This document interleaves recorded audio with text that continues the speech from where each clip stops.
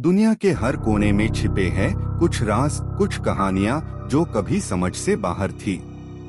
लेकिन हम उन राजों को ढूंढने आए हैं जहां अंधेरा कभी खत्म नहीं होता। स्वागत है डायनामिक डार्क में। स्वागत है एक नए हॉरर एपिसोड में। स्वागत है एपिसोड 18 में। मैं हूं आदित्य और आज लेकर आया हूं आपके लिए 3 डरावनी कहानियां। नई कहानियां, नया हफ्ता, नया डर। लास्ट एपिसोड 17 में हमने Indian urban legend horror stories सुननी थी। अगर आपने मिस किया है तो लिंक डिस्क्रिप्शन में है, देख लीजिए। चलो शुरू करते आज का एपिसोड 18। चैनल पर नए हो तो लाइक, शेयर, कमेंट और सब्सक्राइब करे बिना मत जाना। आज हम 3 कहानियां सुनेंगे, वो भी क्रीपी पास्ता हॉरर स्टोरीज। अगर आपको ऐसी हॉरर स्टोरीज पसंद है तो आप एकदम सही चैनल पर आए हो, क्योंकि creepy pasta and urban legend वाली इंडियन स्टोरीज सिर्फ डायनामिक डार्क पर ही सुनाएंगे आपको। अगर आपको और अच्छा एक्सपीरियंस चाहिए तो आप अपने ईयरपॉड्स या हेडसेट यूज कर सकते हैं। यूज हॉरर वाइब आए। पहली कहानी है the impossible photograph, shadows over the Atlantic, या असंभव तस्वीर, समुंदर के ऊपर का रहस्य। दूसरी कहानी है आइज इन द स्काई, या वो आंखें जो हमारे पीछे थी। तीसरी कहानी है the creation that shouldn't exist, या वो सृष्टि जो नहीं होनी चाहिए थी। आज की पहली कहानी है the impossible photograph, shadows over the Atlantic. एक दिन बिना किसी वजह के एक तस्वीर आई। तस्वीर में कुछ था, एक मास, गहरा, धुंधला, धड़कने जैसा। ये नॉर्थ अटलांटिक के आसमां के ऊपर मंडरा रहा था, जैसे एक साइक्लोन हो, लेकिन बिना आंख के, बिना घूमने के। सिर्फ लेयर्स, जैसे पतली पतली पर्दों की मोती तहे। और अजीब बात, आसपास का आसमां एकदम साफ था। ये पहली असंभव चीज थी। जब मैंने पहली बार तस्वीर देखी, मेरे दिल की धड़कन तेज हो गई। क्या ये सच में आसमां में था, या फिर कोई डिजिटल ग्लिच, कोई ट्रिक? लेकिन नहीं, ये असली लग रहा था। हर लेयर का टेक्सचर, हर धड़कने की हलचल कुछ अजीब सा फील दे रहा था, जैसे कोई जिंदा चीज हवा में मंडरा रही हो। तस्वीर का रंग धुंधला ग्रे और नीला मिक्स था, और बीच में हल्की रोशनी की परत, जैसे उसके अंदर कुछ सांस ले रहा हो। मैंने जूम किया, और हर बार तस्वीर के फोल्ड्स और गहराइयों में एक अजीब सा मूवमेंट दिख रहा था, एक रिदम, जैसे पल्स करता हो। ये पल्स मेयर मन को छूने लगा, एक तरह का डर जो बस आंखों के सामने सब कुछ बादल रहा हो। और सबसे अजीब बात, आसमां बिल्कुल साफ था। ना एक बादल, ना एक हवाई जहाज का निशान, कुछ भी नहीं। सिर्फ वो मास लटकता हुआ, एक अद्भुत, ना समझ में आने वाली चीज जो हर नेचुरल रूल को तोड़ रहा था। मैंने फिर तस्वीर को ध्यान से देखा, और ऐसा लगा जैसे वो मुझसे बात कर रहा हो, पर शब्द नहीं, सिर्फ एक एनर्जी, एक भयानक सा संकेत। मैंने अपने आप से पूछा, कैसे कोई चीज इतनी बड़ी और अजीब आसमां में इतनी देर तक लटकती रहे और किसी ने नोटिस ना किया हो? क्या ये सिर्फ ऑब्जर्वेशन का गप था, या कुछ और, कुछ हमारे समझ के बाहर? हर बार जब मैं तस्वीर देखता, मेरे अंदर का डर और क्यूरियोसिटी दोनों एक साथ जग उठते। हर पल लगता जैसे ये मास किसी चीज के लिए सिग्नल भेज रहा हो। और तभी मैंने नोटिस किया एक सटल और स्ट्रेंज डिटेल। मास के फोल्ड्स में हल्की सी शैडो मूव कर रही थी, एक रिदम के साथ, एक हार्ट बीट के साथ, जैसे कोई जिंदा ऑर्गेनिज्म हो जो सिर्फ मुझसे दिख रहा हो। हर लेयर के अंदर कुछ अजीब सा जीवन का इंडिकेशन था, और ये मुझे डरता भी था और अट्रैक्ट भी करता था। ये सिर्फ एक इमेज नहीं थी, ये एक वार्निंग थी। मुझे समझ आया कि इस तस्वीर का राज सिर्फ देखने में नहीं, ये एक्सपीरियंस करने का था। और जितना ज्यादा मैं ऑब्जर्व करता उतना ही ज्यादा ये मुझे अपने अंदर खींच रही थी, एक अजीब, इनकॉम्प्रिहेंसिबल और भयानक पावर के साथ। एक पावर जो बस एक व्यूअर को ही नहीं बल्कि हर चीज को अपने तरफ खींच सकती थी। सुबह 6:32 बजे डॉक्टर मैरेड फिन ने वो तस्वीर देखी। ये उनके पर्सनल अकाउंट पर आई थी, एक मंत्रालय के सुरक्षित सर्वर से। विषय लाइन में सिर्फ एक शब्द था, ट्यूरेंट आओ। उनका दिल तेज धड़कने लगा। उन्हें समझ आ गया कुछ ऐसा होने वाला है जिसका रिकॉर्ड कभी दुनिया के सामने नहीं आना चाहिए। एक अजीब सा भयानक अंदेशा उनके अंदर घुस गया, जैसे हवा में एक अदृश्य तूफान घुस आया हो। हर वैज्ञानिक की क्यूरियोसिटी के साथ साथ एक प्राइमल दार भी उनके मन में जग गया। तस्वीर सिर्फ एक छवि नहीं थी, उसके हर फोल्ड, हर धड़कने वाली लेयर में कुछ समझ से पैर था, जैसे कोई जीवित प्राणी जो उनके दिमाग को सीधा देख रहा हो। डॉक्टर फिन ने कंप्यूटर स्क्रीन के ग्लेयर में अपनी आंखें एडजस्ट की, पर हर बार वो छवि और गहरी और जीवंत लग रही थी। हर धड़कन उनके अंदर तक घुस रही थी। उन्होंने मंत्रालय के सुरक्षित पोर्टल में लॉगिन किया, सुरक्षा चेक्स के थ्रू गया, लेकिन छवि वही थी, बिल्कुल पहली बार जैसे देखी थी। एक हल्की ऊर्जा स्क्रीन से निकलती लग रही थी और उन्हें लगा ये उनके नियंत्रण से बाहर है। हर बार जब वो जूम करते, तस्वीर के लेयर्स में हल्की हिलचल दिखती, कुछ अजीब, अप्राकृतिक। ये कोई डिजिटल कृति नहीं थी, ये सच में कॉन्शियस लग रही थी। डॉक्टर फिन ने अपनी सांस को कंट्रोल किया, पर उनके हाथ कांप रहे थे। हर सूचना के बीप पार उनका दिल एक पाल के लिए रुक सा गया। मंत्रालय के सुरक्षित संदेश बार बार स्क्रीन पर चमक रहे थे और विषय लाइन ब्लिंक कर रही थी, ट्यूरेंट आओ। ये सिर्फ एक निर्देश नहीं, एक चेतावनी थी। उन्होंने अपनी कुर्सी से उठकर कमरे के चारों तरफ देखा। खिड़कियों के पर्दे की परछाइयां अजीब रिदम में हिल रही थी, जैसे कमरे में कुछ और भी साइलेंटली मूव कर रहा हो। उनके दिमाग में एक ही विचार था, अगर ये तस्वीर बाहर चली गई तो दुनिया कभी वापस नॉर्मल नहीं होगी। फिर डॉक्टर फिन ने अपनी उंगलियां कीबोर्ड पर रखी और एक निर्णय लिया। अगर ये तस्वीर किसी और के हाथ लग गई तो सिर्फ विपत्ति ही नहीं, एक अप्रत्याशित आज तक का केओस शुरू हो सकता था। स्क्रीन के ग्लेयर में उनके चेहरे पर टेंशन और डर दोनों दिखा और उन्होंने एक गहरी सांस ली। उन्हें पता था कि कुछ चीज़ें जो देखी भी जाए, समझ से पेयर होती है, और ये तस्वीर उनके लिए वही बन चुकी थी। और जैसे ही वो लैपटॉप को लॉक करने जा रहे थे, तस्वीर के फोल्ड्स में हल्की सी परछाई ब्लिंक हुई, जैसे डायरेक्टली उन्हें ऑब्जर्व कर रही हो। उनका दिल तेज तेज धड़कने लगा और उन्होंने रियलाइज किया कि अब सिर्फ देखना ही काफी नहीं, कुछ पहले ही शुरू हो चुका था। कमरे में हल्की हवा चल रही थी, पर्दे धीरे धीरे हिल रहे थे और स्क्रीन से एक अजीब धड़कन और ऊर्जा फील हो रही थी। डॉक्टर फिन ने पीछे हटकर गहरी सांस ली, लेकिन उनके अंदर का डर और क्यूरियोसिटी दोनों और ज्यादा जग रहे थे। ये सिर्फ तस्वीर नहीं, एक जीवित प्रेजेंस बन चुकी थी जो उन्हें मॉनिटर कर रही थी। डॉक्टर फिन ने तस्वीर को जूम किया और उनके होश उड़ गए। मांस धड़क रहा था, जैसे कोई जिंदा हो। लेकिन ये कहां से आया? सैटेलाइट डेटा खाली था, वेदर रिपोर्ट्स ब्लैंक, और जो भी रिकॉर्डिंग थी सब एरेज कर दी गई थी। मंत्रालय जानती थी कुछ ऐसा है जो दुनिया को कभी दिखाया नहीं जा सकता। उनके दिमाग में सवाल उठाने लगे, ये मास्क सिर्फ एक तस्वीर या एक सैटेलाइट अनोमली नहीं लग रहा था। ये कुछ और था, कुछ इनकॉम्प्रिहेंसिबल, जो साइंस के नियमों को तोड़ रहा था। हर लेयर, हर फोल्ड उनके दिमाग पर भारी पैड रहा था, जैसे वो डायरेक्टली उनकी सोच को स्कैन कर रहा हो।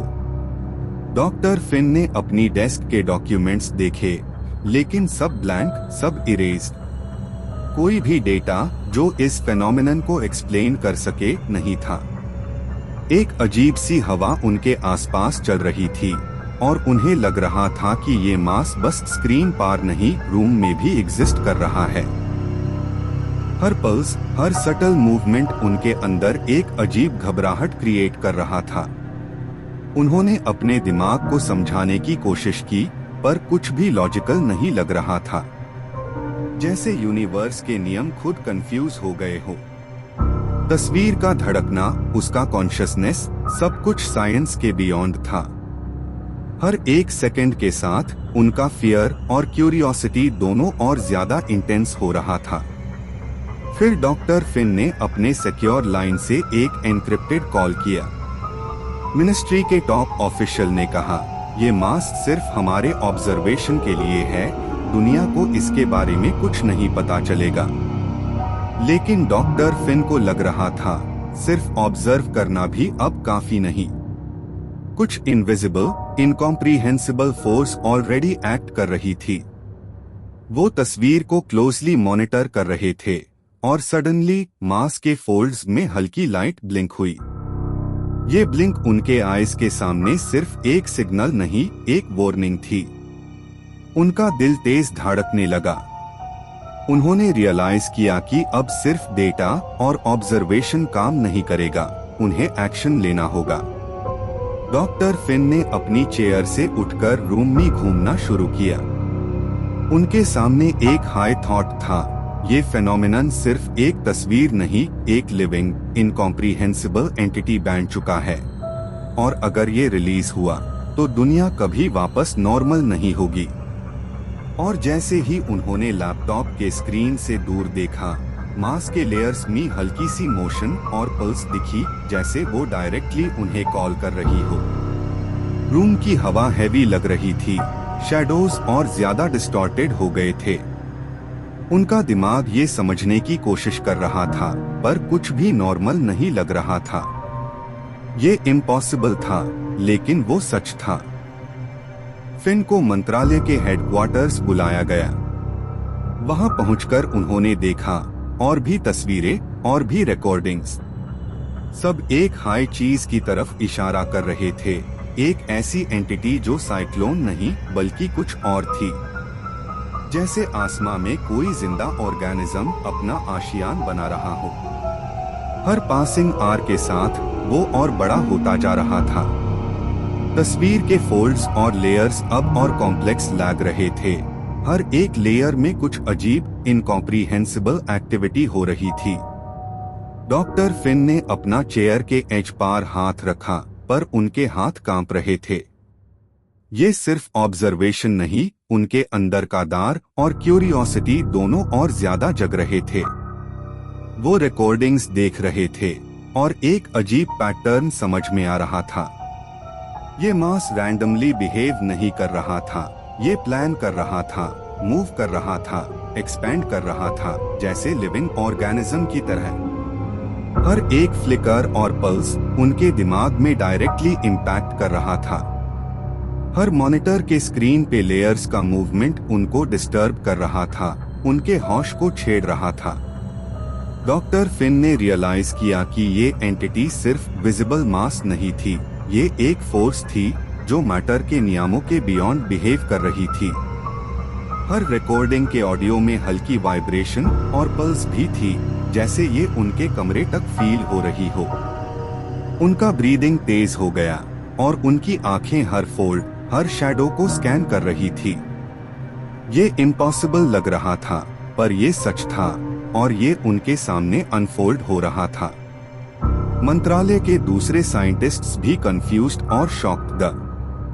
किसी को भी समझ नहीं आ रहा था कि ये कैसे एग्जिस्ट कर सकता है। हर स्क्रीन के साथ मास का साइज और बिहेवियर और ज्यादा कॉम्प्लेक्स हो रहा था।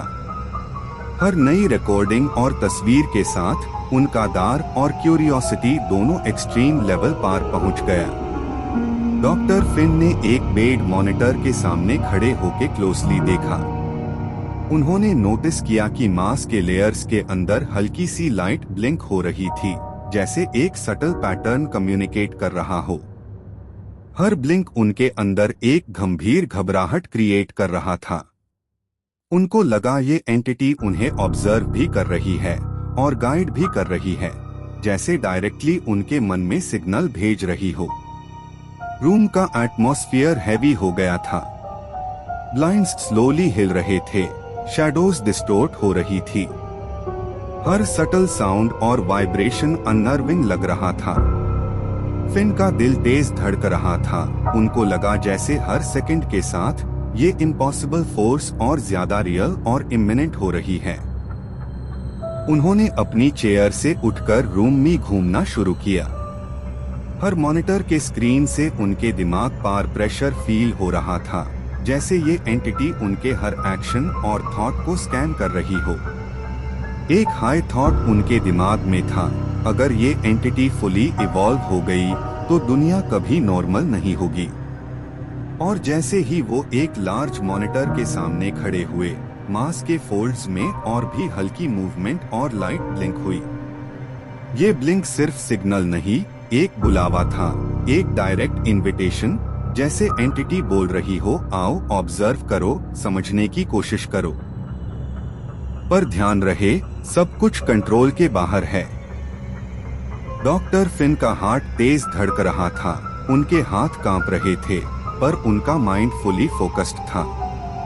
हर सेकंड के साथ ये एंटिटी उनके सामने और ज्यादा रियल, इनकॉम्प्रिहेंसिबल और इमिनेंट होती जा रही थी। ये इम्पॉसिबल था, पर अब ये डायरेक्टली उनके सामने अनफोल्ड हो रहा था और उन्होंने रियलाइज किया कि अब सिर्फ ऑब्जर्वेशन काफी नहीं, अब डायरेक्ट एनकाउंटर का वक्त आ गया था। जब डॉक्टर फिन ने लाइव सैटेलाइट फीड देखा, वो मास और ज्यादा नजदीक आ गया था। अब सिर्फ अटलांटिक के ऊपर नहीं, बल्कि कोस्ट लाइन्स के ऊपर भी मंडरा रहा था। उसके नीचे का समुंदर बिल्कुल चुप हो गया था।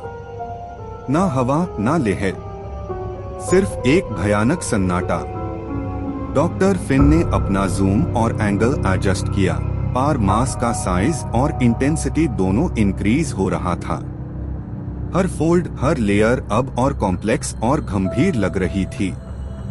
ये सिर्फ एक मास नहीं, ये लिविंग एंटिटी की तरह बिहेव कर रही थी, जैसे अपनी प्रेजेंस दुनिया पार अनाउंस कर रही हो। हर सैटेलाइट इमेज, हर रिकॉर्डिंग के साथ उनका डर और क्यूरियोसिटी दोनों एक्सट्रीम हो गया। ये इम्पॉसिबल लग रहा था, पर ये सच था। एक अजीब सा सेंसेशन उनके अंदर घुस गया, जैसे उनकी सोच और उनका परसेप्शन एंटिटी के इन्फ्लुएंस में आ गया हो। हर पल्स, हर सटल मूवमेंट उनको डायरेक्टली अफेक्ट कर रहा था। डॉक्टर फिन ने सब डेटा और मॉनिटर्स को क्लोजली ऑब्जर्व किया। कोस्ट लाइन के ऊपर छोटा सा टाउन बिल्कुल साइलेंट, डेजर्टेड लग रहा था। हवा खत्म, वेव्स स्टिल, बर्ड्स उड़ना बैंड। सब कुछ एक अननेचुरल पॉज में फ्रोजन लग रहा था। उनको लगा जैसे ये एंटिटी सिर्फ ऑब्जर्व नहीं कर रही, बल्कि रियलिटी को मैनिपुलेट कर रही हो। उन्होंने मंत्रालय के टॉप साइंटिस्ट्स के साथ डिस्कस किया। हर किसी का रिएक्शन शॉक और डिसबिलीफ था। किसी को भी समझ नहीं आ रहा था कि ये कैसे एग्जिस्ट कर सकता है।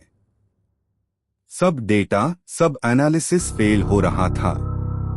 ये एंटिटी हर साइंटिफिक लॉजिक के बियॉन्ड था। फिर एक मोमेंट आया, मास के लेयर्स के अंदर हल्की लाइट ब्लिंक हुई और एक सटल मोशन फील हुआ, जैसे ये डायरेक्टली कम्युनिकेट कर रही हो। डॉक्टर फिन ने रियलाइज किया कि अब सिर्फ ऑब्जर्व करना काफी नहीं, एक्शन लेना होगा। अगर ये मास फुली कोस्ट लाइन्स के ऊपर आ गया तो सिर्फ डिस्ट्रक्शन नहीं, इनकॉम्प्रिहेंसिबल केओस स्टार्ट हो सकता था। रूम का एटमॉस्फेयर और हैवी हो गया। स्क्रीन्स के ग्लेयर से शैडोज और ज्यादा डिस्टोर्ट हो रहे थे। हर वाइब्रेशन और पल्स उनको और टेंस कर रहा था। डॉक्टर फिन का दिल तेज धड़क रहा था, पर उनका माइंड फुली फोकस्ड था।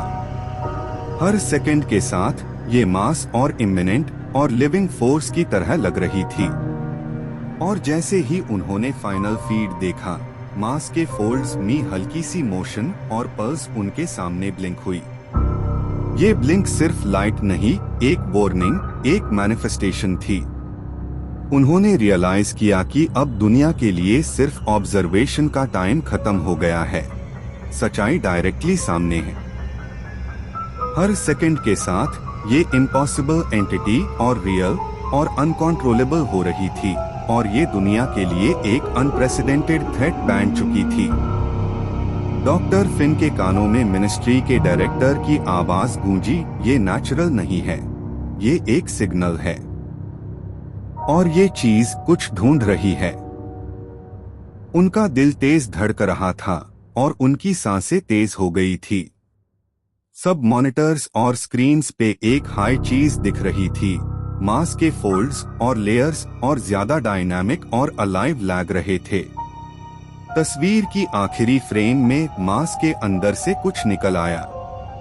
2 आंखें, हाथ या कोई और स्ट्रक्चर नहीं, सिर्फ 2 अजीब ग्लोइंग आईज, और वो सीधा कैमरा की तरफ देख रही थी। डॉक्टर फिन का दिल रुक सा गया। उनके हाथ कांप रहे थे। आईज उनको डायरेक्टली स्कैन कर रही थी, जैसे उनकी सोच को रीड कर रही हो। हर सेकंड के साथ रूम का एटमॉस्फेयर और ज्यादा इंटेंस हो गया। शैडोज डिस्टोर्ट हो रहे थे, ब्लाइंड्स हिल रहे थे, और मॉनिटर्स से एक फेंट वाइब्रेशन और पल्स फील हो रहा था। उनके अंदर का दार पीक पार था, पर उनकी क्यूरियोसिटी और रिस्पॉन्सिबिलिटी दोनों इक्वली स्ट्रॉन्ग थी। उन्होंने रियलाइज किया कि ये एंटिटी सिर्फ ऑब्जर्व नहीं कर रही, बल्कि डायरेक्टली कम्युनिकेट और इंटरैक्ट कर रही है। फिन ने एक स्टेप पीछे लिया, पर आंखें उनका फोकस टॉट नहीं पा रही थी। ये इम्पॉसिबल था, पर उनका माइंड और रियलिटी दोनों इस लेवल की हॉरर को एक्सेप्ट कर रहे थे। हर ब्लिंक, हर सटल मूवमेंट मास के अंदर उनके दिमाग पर एक डीप इम्प्रेशन छोड़ रही थी। उनको लग रहा था कि ये एंटिटी उनके थॉट्स और डिसीजंस को मैनिपुलेट कर रही हो। डायरेक्टर की आवाज दोबारा गूंजी, ये सिर्फ सिग्नल नहीं, ये टेस्टिंग है, और ये जो देख रहे हो वो सिर्फ शुरुआत है। डॉक्टर फिन का दिमाग व्हर्लविंड में था। हर मॉनिटर और तस्वीर के ब्लिंक के साथ मास के फोल्ड्स के अंदर और भी सटल मूवमेंट और स्ट्रक्चर्स अपीयर हो रहे थे, और आइज उनको फॉलो कर रही थी। और जैसे हाई मास का पल्स और इंटेंस हुआ, डॉक्टर फिन ने रियलाइज किया कि अब सिर्फ ऑब्जर्वेशन, एनालिसिस या स्टडी का टाइम खत्म हो गया। ये एंटिटी अब डायरेक्टली उनके सामने है, और दुनिया के लिए एक अनप्रेसिडेंटेड, इनकॉम्प्रिहेंसिबल थ्रेट बन चुकी थी। हर सेकंड के साथ ये इम्पॉसिबल फोर्स और ज्यादा रियल, कॉन्शियस और इमिनेंट हो रही थी, और अब उन्होंने फाइनली समझ लिया कि उनका आखिरी टेस्ट शुरू हो गया है। आज की दूसरी कहानी है आइज इन द स्काई। सूरज धीरे धीरे हमारे पीछे ढाल रहा था। आसमां पे पीले और स्लाटी रंगों की परछाई बिखरी हुई थी। ठंडी हवा तेज चल रही थी, जैसे हर सांस को छुप कर ले जाए। टर्सा छुप छाप झुकी हुई नजरों के साथ मेरे पीछे चल रही थी, जैसे उसकी जुबान से सब लफ्ज छिन लिए गए हो। माथियास सैंटियागो मेरे साथ चल रहा था, AK-47 हाथ में पकड़े हुए, जैसे उसका एक नेचुरल एक्सटेंशन हो। उसकी बॉडी और वेपन का कॉन्फिडेंस बता रहा था कि ये आदमी पहले भी जंग में था। मैं उसके एक पाल के लिए स्टेयर किया, फिर मरिया की तरफ देखा। मरिया, गहरी भूरी आंखें, काली जुल्फों का जाल उनके कंधों पर गिरता हुआ। उम्र लगभग मेरी तरह 20 के आसपास, पर उसकी आंखों में ऐसी गहराई थी जो उम्र से पेयर थी। हर कदम के साथ हमारी यूथ और इनोसेंस डोर होती लग रही थी, जैसे हर एक मोमेंट हमारी सोच और परसेप्शन को टेस्ट कर रहा हो। ठंडी हवा के साथ आसमां के रंग और शैडोज और गंभीर लग रहे थे। हर चीज सरियल लग रही थी। हवा में हल्की मिराज, ट्रीज का सटल स्वे, और डिस्टेंस में कुछ अजीब शैडोज जो नॉर्मल लग नहीं रहे थे। हर कदम पार सस्पेंस का एहसास बढ़ रहा था, जैसे आसमां खुद हमारी मूवमेंट्स को ऑब्जर्व कर रहा हो। टेरेसा के हर स्टेप की हल्की साउंड, माथियास के वेपन का सटल वेट, मरिया के फोकस्ड स्टेयर, सब कॉम्बाइन होकर एक अनईजी टेंशन क्रिएट कर रहे थे। जैसे ये पाथ और सराउंडिंग लैंडस्केप हमारी हर सोच और हर मूव को डायरेक्टली स्कैन कर रहा हो। मैं हर एक चीज ऑब्जर्व कर रहा था, स्काई के अननेचुरल पैटर्न्स, शैडोज का सटल डिस्टॉर्शन और डिस्टेंस में कोई अनडिफाइंड शेप्स। हर विजुअल डिटेल हमारे आसपास का एटमॉस्फेयर और ज्यादा हैवी और सस्पेंसफुल बना रही थी। और फिर जैसे ही हम आगे बढ़े, एक सडन चिल और साइलेंस का एहसास हुआ। बर्ड्स भी छुप गए, हवा का सटल पॉज, जैसे नेचर इटसेल्फ हमारी प्रेजेंस और अपकमिंग इवेंट्स को एक्नॉलेज कर रहा हो। हर सेकंड के साथ हमारी क्यूरियोसिटी और डार दोनों एक्सट्रीम लेवल पार पहुंच गए। ये सिर्फ एक वॉक नहीं, ये ऑब्जर्वेशन और एंटिसिपेशन का एक्सपीरियंस था, और आसमां में कुछ छुपा हुआ था जो हमारे दिमाग से पेयर ऑब्जर्व कर रहा था। माथियास सैंटियागो मेरे बिल्कुल पास चल रहा था। उसके हाथ में था एक AK-47, जैसे वो उसके शरीर का नेचुरल एक्सटेंशन हो। हथियार को पकड़ने का उसका अंदाज, उसका स्टांस, हर सटल मूवमेंट सब कुछ बता रहा था। हर कदम, हर नजर एक पुराने योद्धा की कहानी सुनाता था, बिना एक शब्द कहे। मैं उसके पोस्चर और फोकस को ऑब्जर्व कर रहा था। हर मसल का टेंशन, हर फिंगर का ग्रिप वेपन पे, सब एक्सपीरियंस और कॉन्फिडेंस का सिग्नल दे रहा था। जैसे वो सिर्फ सरवाइव करने के लिए नहीं, बल्कि कंट्रोल और स्ट्रैटेजी के साथ हर सिचुएशन हैंडल कर रहा हो। आसपास का एनवायरनमेंट, ट्रीज की हल्की स्वे, डिस्टेंट शैडोज और ठंडी हवा के सटल इफेक्ट्स, सब उनके मूवमेंट के कॉन्ट्रास्ट में और ज्यादा ड्रामेटिक लग रहे थे। हर एक साउंड, उनके बूट्स की हल्की आवाज, वेपन का सटल वेट शिफ्ट, सस्पेंस और टेंशन को हाइटन कर रहा था। मरिया और टेरेसा के साथ हमारी ग्रुप डायनामिक्स भी इंटेंस हो गई थी। माथियास का काम, फोकस्ड और एक्सपीरियंस्ड ऑरा, हम सब के लिए एक सटल रियश्योरेंस भी था, पर एक वार्निंग भी, जैसे किसी भी मोमेंट सिचुएशन टर्न कर सकती हो। हर स्टेप के साथ मैं उसके साथ और क्लोजली अलाइंड हो रहा था, जैसे हर मूव, हर ग्लांस और हर साइलेंट कमांड को ऑब्जर्व कर रहा हो। ये सिर्फ वॉक नहीं, ये एक टैक्टिकल डांस था, सस्पेंस और एंटिसिपेशन का, और माथियास हर स्टेप में परफेक्टली पॉइज्ड था, जैसे ये जर्नी और आसमां में छुपी अननोन डेंजर का डायरेक्ट रिस्पॉन्स हो। फिर मैंने अपनी नजर मरिया की तरफ मोड़ी।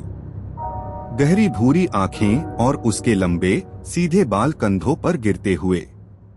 उसकी त्वचा काली और गहरी थी, पर उसकी जवानी एक अजीब धोखा देती थी, जैसे यूथ के सरफेस के नीचे एक पुरानी गहराई और एक्सपीरियंस छुपा हो।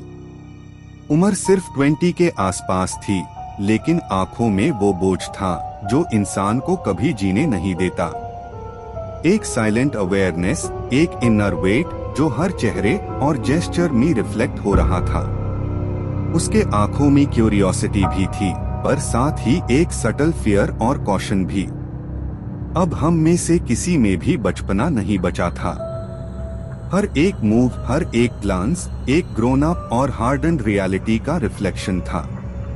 नेचर के सराउंडिंग सटल साइंस, ट्रीज का स्लो स्वे, डिस्टेंट शैडोज और ठंडी हवा का इरिनेस, सब उसकी प्रेजेंस के साथ और ज्यादा इंटेंस लग रहे थे।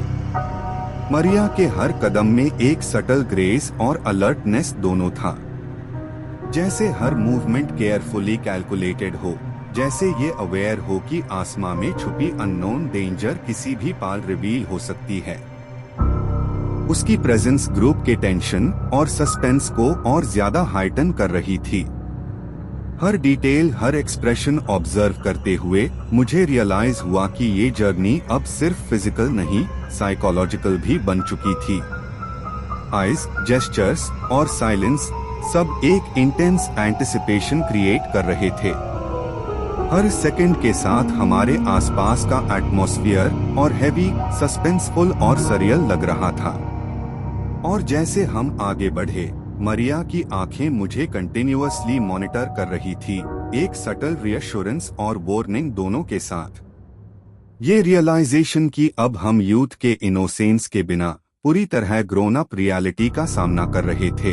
हर पाल सस्पेंस और डेंजर का फीलिंग और ज्यादा एम्पलीफाई कर रहा था। रास्ते के कोने पर पुरानी हवेली दिख रही थी, टुकड़े टुकड़े दीवारों पे चढ़ते पर्दे, टूटी हुई खिड़कियां हवा में हिल रही थी, जैसे हवेली अपनी ही सांसें ले रही हो। हर कॉर्नर, हर शैडो एक अजीब सी लाइफ ले रहा था, जैसे गोस्ट्स और स्पिरिट्स अंदर से ऑब्जर्व कर रहे हो। हवा की गुनगुनाहट के साथ कहीं दूर से घंटी की हल्की गूंज आती थी, जैसे किसी भुलाए गए मंदिर का राज हमेशा याद दिला रहा हो। हर एको, हर सॉफ्ट वाइब्रेशन उनके दिमाग में पैरानोया और फियर को एम्पलीफाई कर रहा था। हवेली के अंदर का डार्कनेस डेंस और ऑलमोस्ट टैंजिबल लग रहा था। शैडोज के बीच हल्की मूवमेंट, एक सटल विस्परिंग, जैसे स्पिरिट्स हमेशा देख रहे हो और उनके फुटस्टेप्स और प्रेजेंस को जांच कर रहे हो। हर कदम के साथ सस्पेंस और अनईजी एंटिसिपेशन बढ़ रहा था। मरिया, टेरेसा और माथियास का प्रेजेंस भी और इंटेंस लग रहा था। ग्रुप के साथ साइलेंस और टेंशन मिक्स होकर एक एरी एटमॉस्फेयर क्रिएट कर रहा था। टेरेसा के हर कदम की हल्की साउंड, मरिया के गंभीर स्टेयर और माथियास का अलर्ट पोस्चर सब कंबाइन होकर हवेली के सुपरनैचुरल ऑरा के साथ एक क्रीपी सिम्फनी बनते जा रहे थे। और फिर एक सडन गस्ट ऑफ वाइंड, टूटी हुई खिड़की के पर्दे हिलते और एक फेंट शैडो ब्लिंक, जैसे कोई स्पिरिट डायरेक्टली उन्हें ऑब्जर्व कर रहा हो। हर हार्ट बीट उनके अंदर एक्सिलरेट कर रहा था और दिमाग में एक हाई थॉट, ये हवेली सिर्फ एक बिल्डिंग नहीं, ये लिविंग नाइटमेयर है, जिसमें गोस्ट्स और स्पिरिट्स हर पाल हमारी मूवमेंट्स और फियर को स्कैन कर रहे हैं। ये रियलाइजेशन कि अब हम सिर्फ एक पाथ नहीं बल्कि एक हॉन्टेड रियलिटी का हिस्सा बन चुके हैं।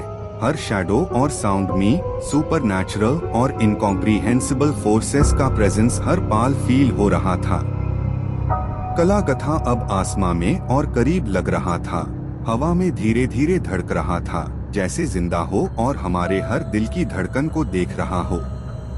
माथियास ने अपना बंदूक मजबूती से पकड़ा, टेरेसा चुप छाप मेरे पीछे चल रही थी और मरिया ने आंखें आसमां में टिका दी। हवेली के साये और टूटी खिड़कियों में चंचलते परछाइयां ब्लिंक कर रही थी, भूत और आत्माएं लगातार हम पर नजर रखी थी। गथा के तहों में हल्की चमकदार आंखें ब्लिंक हुई, सीधा हमारी तरफ देख रही थी। हर साया, हर फुहार और हवा की हल्की लहराहट हमारे तनाव को और बढ़ा रही थी। ये सिर्फ गथा नहीं, ये एक जागृत दुष्ट उपस्थिति थी और हम अब अलौकिक भयानक स्थिति के बीच खड़े थे। हम तीनों एक साथ रुक गए। माथियास ने खामोशी से आसमां को देखा, टेरेसा की सांसें तेज हो गई और मरिया के आंखों में डर और समझ दोनों साथ दिख रहे थे। कलाकथा के अंदर से दो चमकदार आंखें निकलकर सीधा हम पर नजर डालने लगी। हवेली के साये और टूटी खिड़कियों से हल्की परछाइयां झलक रही थी, भूत और आत्माएं हमारे आसपास घुस रही थी, हर हरकत को देख रही थी। तभी सब कुछ एक डैम से स्थिर हो गया।